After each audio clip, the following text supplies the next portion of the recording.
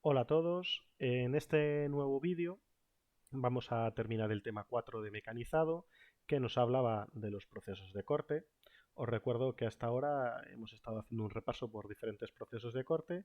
Habíamos iniciado los procesos de corte por mecanizado, concretamente por mecanizado por arranque de viruta. Nos habíamos dividido en mecanizado por arranque de viruta manual, donde teníamos el aserrado manual, que tenía lugar con la sierra de arco, que incluía una hoja con diferentes características, ¿vale? Os comento un poco por refrescar la memoria. Y luego nos habíamos adentrado en el aserrado mecánico, en el cual ya no utilizábamos herramientas manuales, sino que utilizábamos máquinas que, aparte de ser más complejas porque tenían más piezas, además utilizaban otra fuerza además de la humana, como podía ser la eléctrica, neumática, hidráulica, etcétera. En el siguiente vídeo, en la siguiente parte del tema, nos adentramos ya en el corte por conformado, y dentro del corte por conformado estuvimos viendo lo que era el corte con cincel. ¿Vale? También llamamos cincelado o burilado en función de la longitud del filo. Vimos las diferentes aplicaciones del cincelado, diferentes técnicas, diferentes consejos que teníamos que seguir. Y ahora en esta parte del tema vamos a seguir dentro del conformado, es decir, dentro de los procesos de fabricación en los que no hay abrasión ni arranque de viruta, ¿vale? Sino lo que vamos a encontrar va a ser una deformación del material hasta que conseguimos separarlo y por lo tanto cortarlo, que es la finalidad del corte, ¿vale? Pues a los procesos de corte que siguen esa naturaleza los vamos a adentrar dentro del cizallado.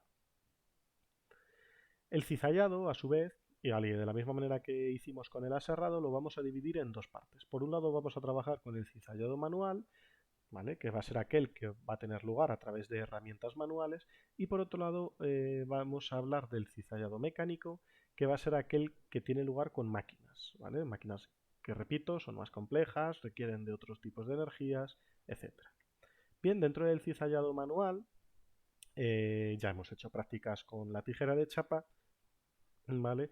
Que consiste, como estábamos diciendo, en una deformación de una pieza sólida por acción de dos fuerzas que son opuestas, ¿vale? O sea, sería una fuerza, un filo va hacia arriba, otro filo va hacia abajo, en medio se situaría el material y ese material se va deformando hasta que las fibras del material se rompen, se separan y terminamos por realizar el corte.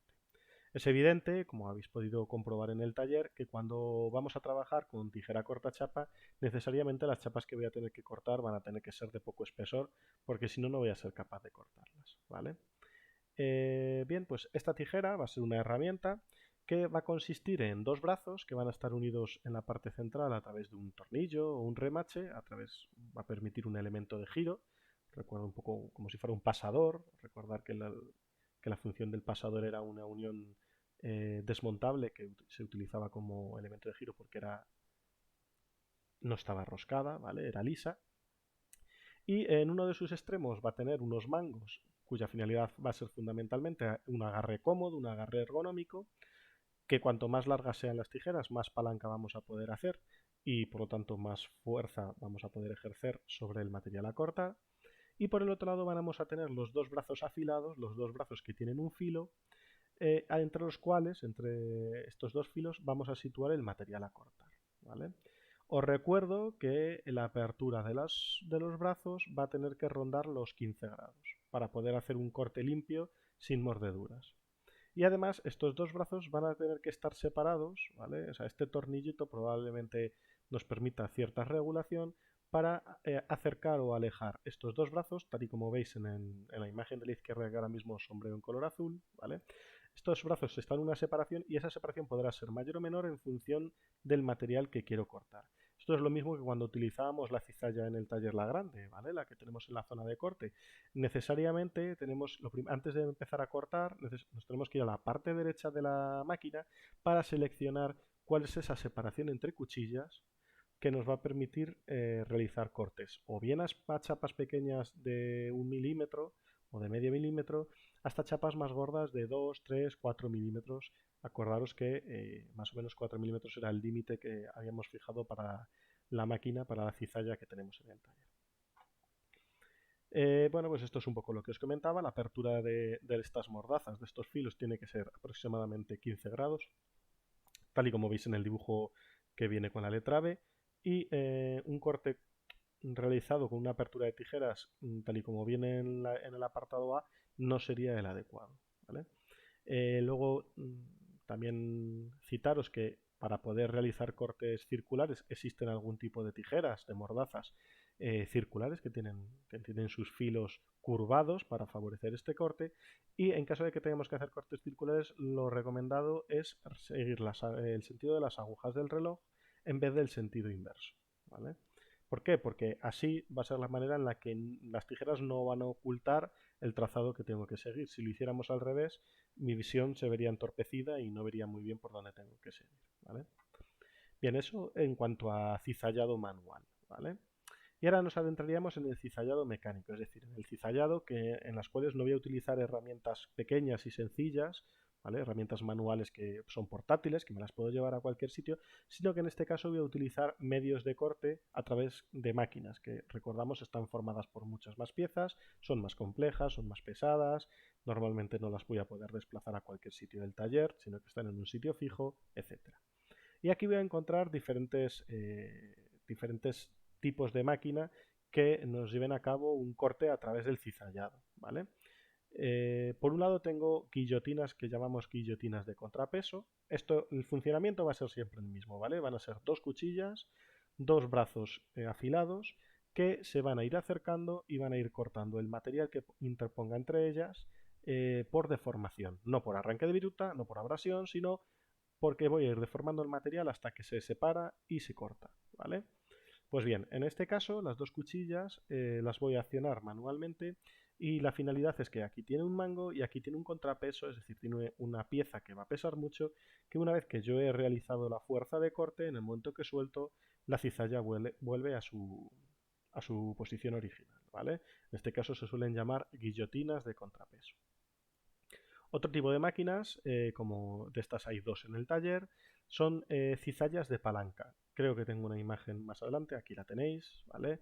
En este caso, estas cizallas tienen una palanca, mm, refrescándoos un poco la memoria de lo que hayáis podido ver en años anteriores en la ESO o incluso en primaria. Recordaros que cuanto más larga es la palanca, menor es la fuerza que tengo que realizar para el corte, o a igualdad de fuerza voy a poder realizar un corte de mayor potencia, de mayor fuerza, ¿vale? Bien, en este caso aquí tendríamos las cuchillas que van a cortar, y a medida que yo baje esa palanca, esas cuchillas se van a ir acercando y van a ir produciendo el corte, ¿vale? De la misma manera, pues claro, puedo cortar chapas un poco más gruesas, evidentemente, que las que voy a poder cortar con unas tijeras de chapa, pero no voy a poder cortar, por así decirlo, lo que nosotros hemos venido a llamar pletinas, ¿vale? Que eran cuando tenían ya 6 milímetros de espesor o superior. Bien, esto es un poco el mecanismo o el sistema de funcionamiento de la cizalla que estamos hablando, ¿vale? Las dos cuchillas que tendrán una determinada separación en función de la chapa que quiero cortar. Tienen un tope, ¿vale? Que lo tengo que regular a la altura de la cuchilla para intentar hacer un corte recto y que no se deforme, ¿vale? Bien, luego tengo otras cizallas guillotinas muy similares a la que hemos visto aquí de contrapeso, ¿vale? Bueno, de hecho, esta de la imagen es una guillotina de contrapeso, en la cual, como os decía antes, tengo un mango, tengo una palanca con la cual hago fuerza, y del otro lado voy a tener un peso, ¿vale? Una pieza de acero bastante pesada, que lo que me va a obligar la cuchilla es retornar a su posición habitual. Estas son muy habituales para cortes de chapa fina, son cortes muy limpios, son cortes muy rápidos, y habitualmente el filo está en buenas características, con buenas condiciones, los cortes suelen ser muy precisos. Bueno, pues vemos algunas aplicaciones, por ejemplo, de la cizalla de palanca, ¿vale? Pues por ejemplo, si voy a hacer una cajita con chapa, pues a lo mejor para cortar la parte sobrante de los pliegues, ¿vale? Por ejemplo, etcétera. También tienen estas cizallas de palanca, tienen diferentes huecos, por así decirlo, pues por ejemplo para hacer punzones, ¿vale? Para hacer agujeros, basándonos siempre en el corte por conformado, basándonos siempre en el principio de cizallado, ¿vale? Tienen esta cizalla para chapa, que es la que hemos visto anteriormente. Tienen un hueco para el corte de perfiles. Y esto, si os recuerda un poco, aunque esta es una cizalla manual, nos recuerda un poco a la cizalla hidráulica que tenemos en el taller de color amarillo, en el cual venimos cortando todas las pletinas, ¿vale? El funcionamiento es muy parecido, salvo con la salvedad de que la de palanca la tengo que ejercitar yo manualmente, ¿vale? Y bueno, pues comentaros que, como sucedía en el caso de las tijeras, no debo de cerrar totalmente las cuchillas, ¿vale? Ese ángulo de corte de 15 grados que habíamos dicho entre las cuchillas no tiene que ser ni mucho más abierto ni mucho más cerrado, porque en caso contrario aparecerían estas mordeduras que os estoy mostrando un poco aquí en la imagen que os incluyo en el tema, ¿vale? Evidentemente, cuando hablamos de la capacidad de corte de una cizalla, de unas tijeras, de una guillotina, siempre va a estar determinada por la longitud de sus filos. Cuanto más largos sean sus cuchillas, cuanto más largas sean sus filas, pues mayor va a poder ser el corte que voy a poder ejercer sobre el material a cortar, ¿vale? Y bien, aquí os he puesto una serie de vídeos que con calma os podéis ir echando un vistazo en el tema para no perder tampoco mucho tiempo ahora. Pero bueno, os lo muestro brevemente. Este, por ejemplo, dura 5 o 6 minutos, ¿vale? Nos llega a 6 minutos. Simplemente lo que quiero es que abráis el vídeo y le echéis un ojo para que sepáis un poco cómo se trabaja con este tipo de máquinas. Algunas de ellas no hay problema porque las tenemos en el taller y las vais a poder visualizar, pero otras de ellas quizá no las tenemos en el taller. Entonces, como una imagen vale más que 1000 palabras, pues que mejor que verlo, ¿vale? Aquí veis una cizalla, una guillotina, ¿vale? De contrapeso. Es verdad que es chapa muy fina, ¿vale? Chapa que es muy finita, pero veis con la facilidad con la que el compañero está cortando, ¿vale? Estas chapas esta barra azul que veis aquí es un tope que lo puedo desplazar hacia adelante o hacia atrás para hacer los cortes más largos o más cortos, ¿vale? Y veis la precisión del corte, la limpieza del corte sin rebabas, sin mordeduras, etcétera, ¿vale? Bien, un poco cizalla guillotina de contrapeso. Y creo que aquí teníamos la cizalla de palanca, efectivamente, esta es la cizalla de palanca. Que bueno, esta me preocupa un poco menos, si es interesante que lo veáis, ¿vale? Pero me preocupa un poco menos porque esta máquina la tenemos, esta máquina de corte la tenemos en el taller y la vais a poder utilizar en cualquier momento, ¿vale? El aspecto que tiene es este, seguramente ya lo ubicáis, la reconocéis, vemos los filos, ¿vale? O vemos las mordazas afiladas y el operario lo que hace va a ejercer, va a agarrar la palanca, la va a ir haciendo descender poco a poco y a medida que va descendiendo la palanca los filos se van a ir acercando y va a ir produciendo el corte en el material, ¿vale? Con la mano izquierda va a sujetar el material y lo va a poder ir desplazando. Esto va a ser importante porque a medida que él pueda ir desplazando el material hacia la izquierda o hacia la derecha, puede ir consiguiendo también cortes ligeramente curvos, ¿vale? Quizá no sea lo más apropiado, pero que sepáis que también lo va a permitir esta máquina con menos precisión de la deseada, claro. Veis ahí un poco el funcionamiento de la máquina. A medida, por supuesto, que va realizando el corte, va avanzando el material hacia adentro hasta llegar al final de la chapa y ahí pues habría hecho el último corte que le llega a terminar el material. Bueno, pues con tiempo le echáis un vistacillo. Mira, aquí concretamente en la parte esta final del vídeo va a hacer un corte curvo. ¿Veis cómo está curvando? ¿Veis cómo he hecho este cortecito curvo? ¿Vale? Lo está volviendo a repetir. ¿Vale? Claro, las mordazas tienen que estar muy afiladas y estamos hablando de materiales pues relativamente de poco espesor, ¿vale? En el momento que aumentamos ese espesor la cosa se complica. Bueno, Hasta ahora hemos visto el cizallado con máquinas, pero si os habéis dado cuenta son máquinas que tengo que al fin y al cabo actuar con mis manos, ¿vale? Lo ideal, y tal y como habíamos definido una máquina, era que en la mayoría de las ocasiones ya habíamos observado que una de las diferencias entre máquina y herramienta es que eran más complejas, tenían más elementos, eran más pesadas, eran fijas, pero otro de los aspectos, otra de las diferencias que habíamos hablado en temas anteriores, era que también solían utilizar otro tipo de energía, ¿vale? Bien, pues aquí los encontramos, ¿vale? No solamente van a utilizar energía eléctrica, sino fundamentalmente estas cizallas van a utilizar energía neumática o hidráulica. Vamos a comenzar precisamente con las cizallas eléctricas.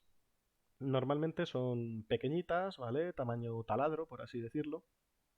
De esta también tenéis una en el taller y la podéis utilizar en cualquier momento.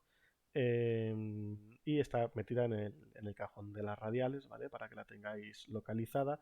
Y el principio de funcionamiento es el mismo, ¿vale? Tenemos una máquina que en este caso es eléctrica, puede ser eléctrica a través de cableado o a través de batería. En el caso de la fotografía aparentemente parece ser de batería. Y bueno, aquí veríamos, lo estoy acercando para que veáis que estas zonas serían las cizallas y lo que hace es hacer descender y ascender, ¿vale? O sea, baja y sube estas cizallas de manera muy rápida, como si fuera un abrelatas, ¿vale? Y va cortando la chapa que coloquemos entre esas dos cizallas, ¿vale? Vulgarmente se llaman roedoras, ¿vale? Porque lo que van haciendo es como mordiendo el material poquito a poco. Luego tenemos también las punzonadoras, ¿vale? Que realmente se basan en el mismo principio del cizallado, estamos siempre hablando del cizallado. Del punzonado vamos a hablar un poquito más adelante, ¿vale? En el tema 5, pero que sepáis que se basa también en el cizallado, es decir, se trata de ir deformando un material hasta que se elimina, y en este caso el corte, lo que caracteriza al punzonado es que el corte va a ser con forma circular, ¿vale? Va a ser una especie de taladro. Por eso vamos a hablar del punzonado en el tema 5, porque el tema 5 está reservado para el taladrado. Y bueno, pues que sepáis que también se pueden hacer taladros, no por arranque de viruta, como sería el caso del taladro, sino a través del conformado o a través concretamente del cizallado, ¿vale? Y quizá este apartado 4.4, llegados a este momento, quizá esto lo deberíamos de haber estudiado un poco con antelación antes de habernos metido con conformado, lo tendré en cuenta para futuros cursos, pero sí es verdad que habíamos visto el mecanizado por abrasión cuando hemos hablado de la máquina de corte, la tronzadora, la sierra circular, que decíamos que en función del disco que le colocásemos podía ser considerado mecanizado por arranque viruta o mecanizado por abrasión. Dijimos que había discos de corte que tenían dientes y que dientes afilados y que esos arrancaban viruta, era mecanizado por arranque de viruta y que se utilizaba sobre todo para carpintería metálica a la hora de realizar perfiles de ventanas, ¿vale? Bien con aluminio, bien con PVC. Pero decíamos que esas mismas máquinas solían admitir discos que en este caso no tenían dientes, sino que eran lisos, y lo que hacían no era no arrancar viruta como tal, sino que trabajaban por fricción, trabajaban por rozamiento, arrancando material incandescente, ¿vale? Hasta que producíamos el corte. Bien, pues a eso es a lo que habíamos llamado mecanizado por abrasión, y sí que, aunque lo vimos un poco de refilón, sí que he querido añadirle un apartado específico para que no olvidemos que dentro del mecanizado hay dos variantes, por abrasión y corte y arranque de viruta, y recordar que en el caso de las radiales o amoladoras, ¿vale? O esmeriladoras, tienen muchos nombres. En el caso de las radiales, de las máquinas radiales, la naturaleza de corte es mecanizado por abrasión, ¿vale? Vemos una serie de eliminación de partículas incandescentes que salen al rojo vivo y que por lo tanto hay que protegerse bien la vista, ¿vale? Y nos va a permitir también realizar cortes en materiales, ¿vale? No quería dejar de lado este tipo de corte. Y bien, ya nos adentramos en el 4.5 y último aparte del tema 4, y es el corte térmico, ¿vale? Hasta ahora habíamos visto que se puede producir cortes arrancando viruta, acabamos de ver que se pueden producir cortes por abrasión, por rozamiento, hemos visto también que se puede producir cortes deformando el material por conformado hasta que lo conseguimos separar, y hay otro tipo de procesos de corte dentro de los cuales podríamos hablar de corte térmico en los que como su propio nombre indica, vamos a hacer el corte a través de la generación de calor, ¿vale? Esto fundamentalmente se va a basar en fundir el material para que ese material que inicialmente estaba en estado sólido pase a estado líquido, y una vez que lo tenemos en estado líquido, el material quede seccionado, quede cortado, y una vez que se ha enfriado, pues vuelve a estar en estado sólido y es esa parte líquida de material la que hemos eliminado, la que va a generar la ranura de corte, ¿vale? Pues eso, todo lo que se nos pueda ocurrir que siga esa naturaleza, lo vamos a poder encuadrar dentro de este apartado 4.5 de corte térmico, ¿vale?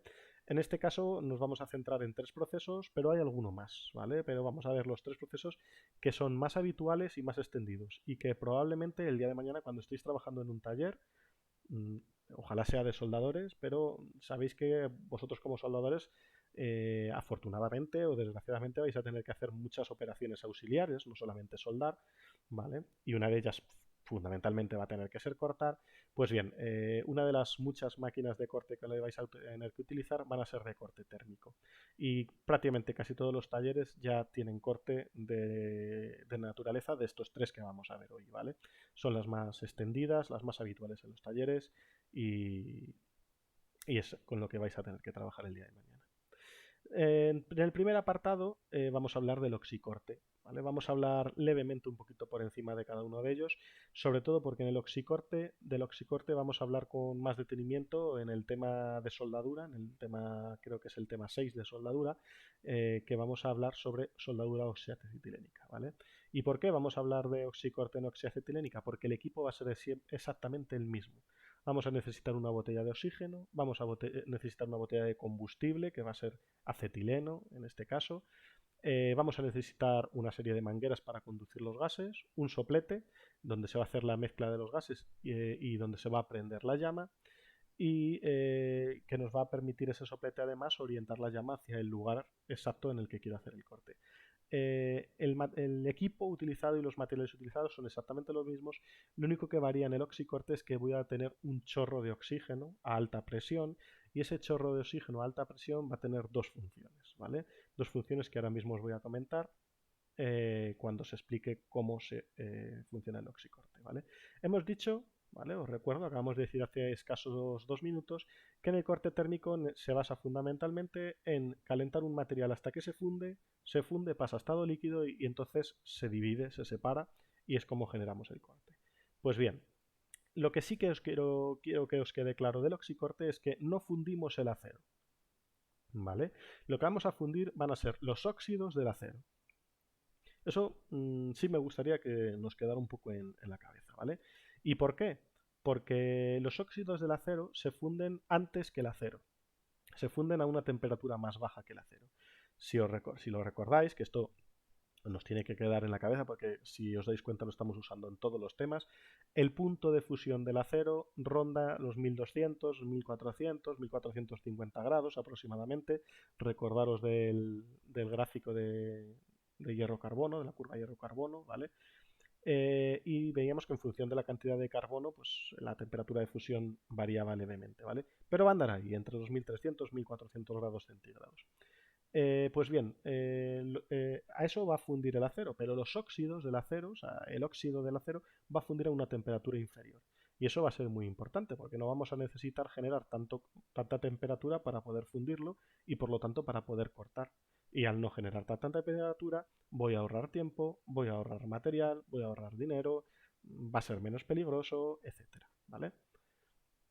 Bien, entonces vamos a tener que calentar el material. En ese momento se va a lanzar un chorro de oxígeno y el chorro de oxígeno lo que va a hacer es oxidar al acero. ¿Vale? El acero cuando está caliente se oxida muy rápidamente. ¿Vale? Por eso precalentamos primero el acero, luego le lanzamos un chorro de oxígeno puro con el cual lo vamos a oxidar, y además ese proceso de oxidación no va a ser lento como sucede en la atmósfera, ¿vale? Que el acero se oxida pero muy lentamente a lo largo de los meses, a lo largo de los años, no, esto va a ser instantáneo porque cuando el acero está al rojo vivo, cuando está caliente, se oxida con mucha rapidez en cuestión de segundos, ¿vale? Entonces lo vamos a oxidar y es a través de este chorro de oxígeno y vamos a seguir calentando gracias al soplete y va a llegar un momento en el que se produce la fusión de los óxidos. No del acero, repito, no del acero, sino de los óxidos. Gracias a que el chorro de oxígeno sale a alta presión, que quizás sea la diferencia fundamental que tenemos con la soldadura oxiacetilénica, donde el oxígeno no sale a tan alta presión, ¿vale? Pero aquí sí, aquí gracias a que el oxígeno sale a forma de chorro, sale a alta presión, pues va a conseguir expulsar a los óxidos fundidos, ¿vale? De la zona, generando una ranura de corte y por lo tanto generando el corte a través del oxicorte, ¿vale? Así va a funcionar este corte. En el apartado B tenemos el plasma, que va a consistir fundamentalmente en un corte por arco eléctrico. ¿Vale? Nosotros ya sabemos lo que es un arco eléctrico, hemos soldado con electrodo, que se basa en el arco eléctrico, y es esa especie de chispa de rayo que salta entre dos metales, entre el que tengo que conectado a la pinza portaelectrodos, ¿vale? Con el electrodo, y el que tengo conectado a la pinza de masa, que normalmente es la pieza. Pues aquí va la base del funcionamiento va a ser exactamente el mismo, ¿vale? Voy a generar calor gracias no a un soplete, ¿vale? No a la quema de gases, como teníamos en el oxicorte, ¿vale? No es quema de gases, sino lo que voy a conseguir gracias a un arco eléctrico que además, ¿vale? Lo vamos a, por así decirlo, a pasar a través de una boquilla para que se estrangule, para que sea ese arco eléctrico muy estrechito, muy pequeño, ¿vale? Para que esté muy localizado y lo lleve justo por donde quiero cortar exactamente, ¿vale? La presencia de esa corriente eléctrica en el gas va a conseguir gas ionizado, es decir, una atmósfera con muchos electrones, por los cuales va a favorecer o se va a facilitar el paso de la corriente eléctrica. Ya no va a ser el aire tan aislante como lo era inicialmente, porque al haber tantos electrones que son con carga negativa en el aire, va a ser más fácil que la corriente pase a través del aire, ¿vale? Pasa a través de una boquilla para poder estrangularlo, para que ese arco eléctrico sea mucho más pequeñito. Gracias al calor generado por el arco eléctrico conseguimos fundir el material, eso ya lo sabéis, porque nosotros estamos fundiendo material gracias al arco eléctrico todos los días de taller cuando estamos soldando, ¿vale? O sea que eso ya lo sabéis. Y llega un momento en el que, debido a que tengo un gas a presión, ¿vale? También se produce la expulsión del metal fundido y se produce la ranura de corte. Entonces, es importante tener en cuenta que aquí sí se funde el metal, ¿vale? Aquí sí que se funde el metal. Si llegamos a la temperatura de 1200-1400 grados centígrados, porque aquí sí fundimos el acero, ¿vale? Aquí no. Aquí fundíamos los óxidos, ¿vale? Y expulsábamos los óxidos. Pero aquí estamos fundiendo el material y expulsando el metal, ¿vale? Eh, bueno, tener en cuenta que aquí la presión, ¿vale? La presión la conseguimos porque los gases vienen en unas botellas que están a alta presión, ¿vale? A 200 kilos de presión, pero aquí la presión la vamos a necesitar, o va a ser necesario utilizar un compresor, ¿vale? Los equipos de corte por plasma no vamos a tener botella, ¿vale? No vamos a tener botellas de oxígeno, vamos a utilizar el propio gas de la atmósfera, vamos a utilizar la atmósfera como cuando soldamos con electrodo, pero a ese gas de la atmósfera necesitamos meterle presión, ¿vale? Necesitamos meterle presión para expulsar con la fuerza del gas, expulsar el metal que estoy fundiendo, ¿vale? Pues esa presión la voy a conseguir a través de la utilización de un compresor, ¿vale?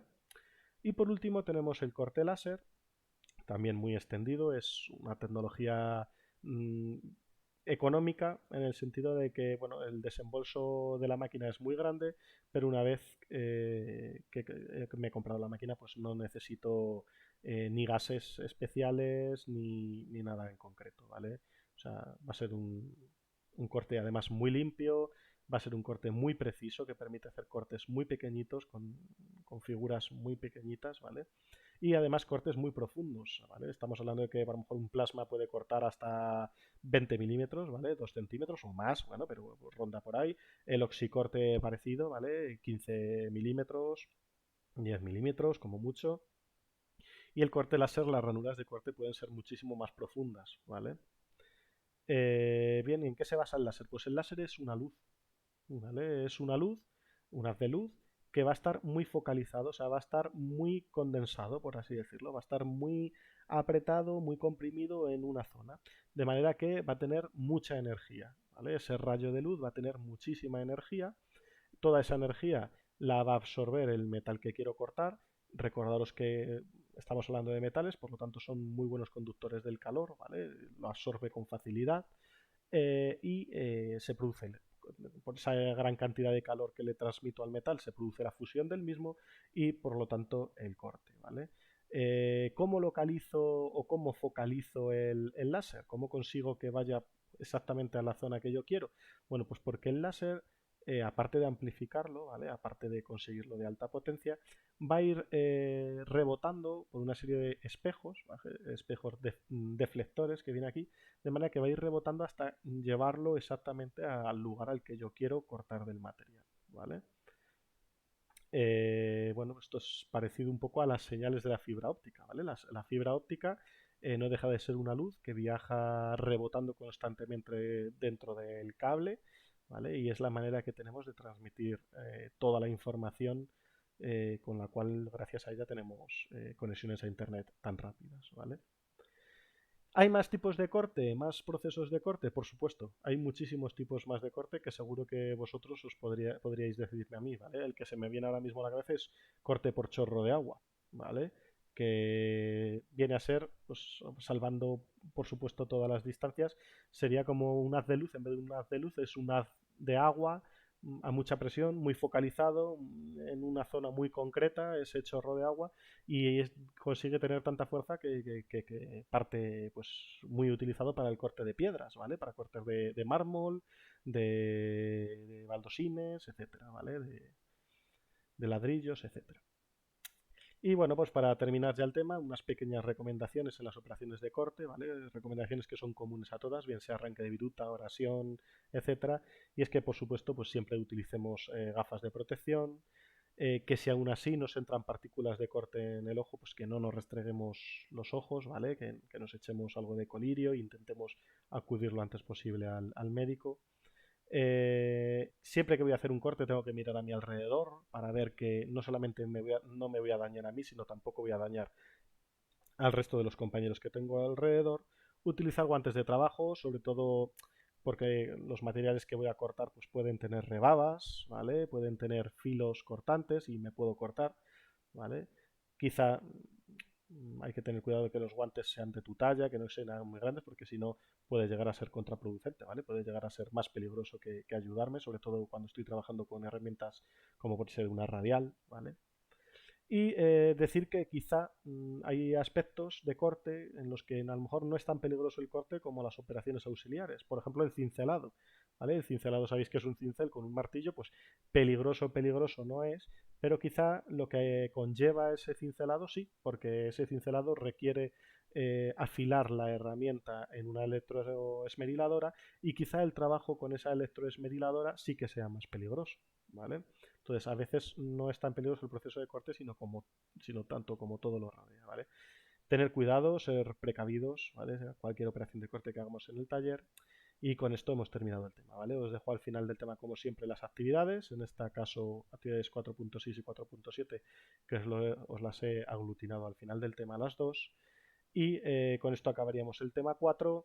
Y nada, volveremos a las aulas para las clases presenciales y si no, pues comenzaremos el tema 5 que tratará del taladrado, pero eso será más adelante. Un saludo a todos, cualquier duda que tengáis, como siempre, estoy aquí para resolverosla.